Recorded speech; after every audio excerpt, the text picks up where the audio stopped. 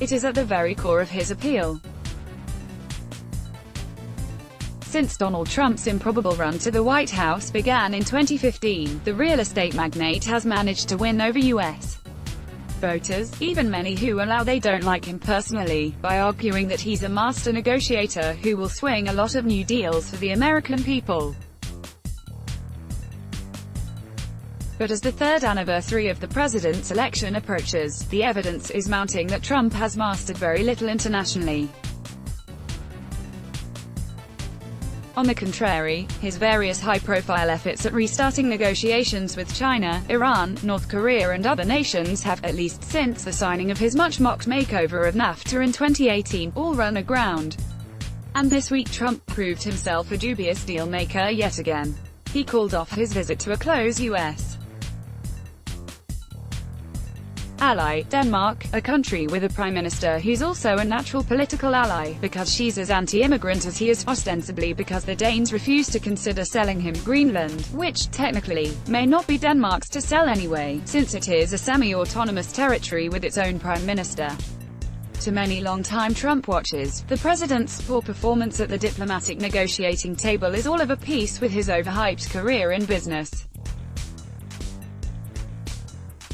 Donald's deal-making skills are a wonderful figment of his own imagination, said Alan Lapidus, the former architect of the Trump Organization who has known the president since he was a teenager and just starting in the family real estate business. His negotiating skill consists of screaming and threatening, Lapidus told Foreign Policy.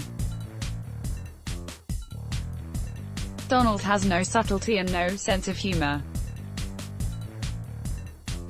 It's bludgeon, bludgeon, bludgeon, to the extent that Trump and his business did negotiate successful deals, Lapidus said. It was largely because of the skill of his senior executives such as Harvey Freeman and Susan Heilbronn, who handled most of the Trump Organization's Atlantic City and leasing negotiations. They did all the detailed analysis and reading, none of which he would ever do. Other former Trump business associates say that his frequent boasts about beating the banks at the negotiating table are also overstated. It is widely agreed that the negotiating skill of Trump's then-chief financial officer, Stephen Bollenbach, is mainly what saved him from a close brush with personal bankruptcy when he was $900 million in debt in 1990. Michael D'Antonio, a Trump biographer who interviewed him many times, agrees with Lapidus that there is no discernible difference in the way Trump negotiates today, as president, compared to his career in business.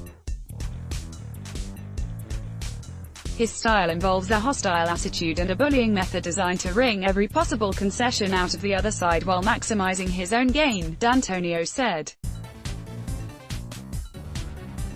As he explained to me, he's not interested in win-W and deals, only in IW and outcomes.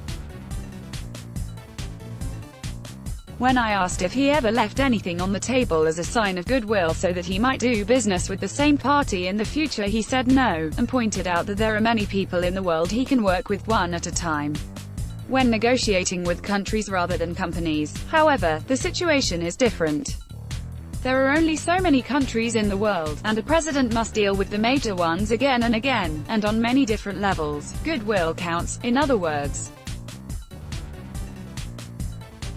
Moreover, countries cannot be driven out of business like competitors in business. They don't file for bankruptcy and conveniently disappear.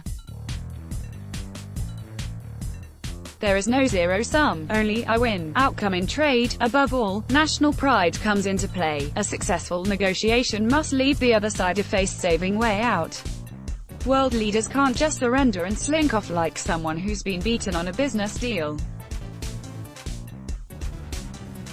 Trump doesn't appear to want to make such concessions, even though, at the urging of his son-in-law, Jared Kushner, he reportedly did concede a few points to Canada and Mexico during the talks over the United States-Mexico-Canada Agreement in 2018. This agreement would not have happened if it wasn't for Jared, Trump's chief negotiator, U.S. Trade Representative Robert Lighthizer told reporters at the time. Temperamentally, the president is unprepared for diplomacy and negotiations with sovereign states, said D'Antonio. He doesn't know how to practice the give and take that would produce bilateral or multilateral achievements, and he takes things so personally that he considers those with a different point of view to be enemies. He is offended when others decline to be bullied and angered by those who counter his proposals with their own ideas. Thus, Trump is finding that his bludgeoning approach appears to be only driving some interlocutors further into a corner, making agreements even more difficult than when talks began. He started a trade war with China unilaterally, after pulling out of the 12-nation Trans-Pacific Partnership that had created a united front against China, only to find his counterpart, Chinese President Xi Jinping, utterly unmoving on key issues such as state subsidies to business and intellectual property theft, even as markets are signaling that the two-year stalemate threatens the global economy. Trump's condemnation of the Iran nuclear pact as the worst deal ever, an attempt to sanction Tehran back to the table, including placing personal sanctions on its chief negotiator, Foreign Minister Mohammad Javad Zarif, has also gone nowhere. Same with his attempt to befriend North Korean leader Kim Jong-un and his botched offer to mediate India's and Pakistan's claims to the disputed province of Kashmir so as to ease the U.S. situation in Afghanistan. On one front where Trump might soon be able to achieve some success, negotiations with the Taliban, the president has left the negotiations almost entirely to his envoy, Zalmay Khalilzad, and some experts fear that a promised U.S. withdrawal from Afghanistan will lead only to a Taliban victory. Trump himself continues to affect unconcern, saying he's in no hurry in most of these cases. Yet again on Wednesday he told reporters, "We're winning," against China and mock appealed to the heavens, saying, "I am the chosen one." But he may be running out of time with the 2020 campaign just ahead. Trump's lack of success at international negotiations is largely matched on the domestic front. There have been no substantive talks on infrastructure, immigration, or healthcare, three of his key promises. He did get a criminal justice reform bill, a Democratic Party agenda item that was again thanks in part to the negotiating skills of his son-in-law, Kushner, and back in January, Trump completely surrendered to the Democrats over his promised border wall, ending a 35-day government shutdown that he had started, when he agreed to a temporary funding measure that allowed federal employees to return to work but put up no money for his wall. Trump's negotiating style is fairly predictable and follows a regular pattern, a combination of what another Trump biographer, Gwenda Blair, calls bludgeoning and love bombing. Against China and Iran, he has been unremittingly critical, leaving Shia and Iranian President Hassan Rouhani almost no way to come to terms without seeming to surrender, which would be politically difficult, if not impossible, for both of them. But he has also tried flattery, tweeting this week that Xi is a great leader who very much has the respect of his people, and saying of Rouhani at another point, "I am sure he is an absolutely lovely man."